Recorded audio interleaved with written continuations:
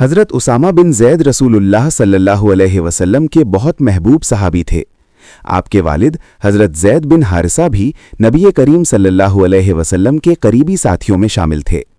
جب نبی کریم صلی اللہ علیہ وسلم نے رومیوں کے مقابلے کے لیے ایک لشکر تیار فرمایا تو اس لشکر کا امیر حضرت اسامہ کو مقرر کیا، حالانکہ اس وقت آپ کی عمر کم تھی۔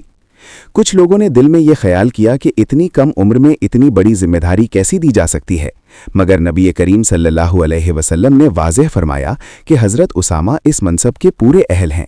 آپ صلی اللہ علیہ وسلم نے یہ بھی فرمایا کہ جس طرح پہلے حضرت زید امارت کے اہل تھے، اسی طرح ان کے بیٹے اسامہ بھی اہل ہیں۔ حضرت اسامہ نے اس اعتماد کو امانت سمجھا اور پوری اطاعت، سنجیدگی اور حکمت کے ساتھ لشکر کی قیادت کی۔ یہ واقعہ ہمیں سکھاتا ہے کہ اسلام میں عزت اور قیادت عمر یا حسب نسب سے نہیں بلکہ تقوی، کردار اور صلاحیت سے ملتی ہے۔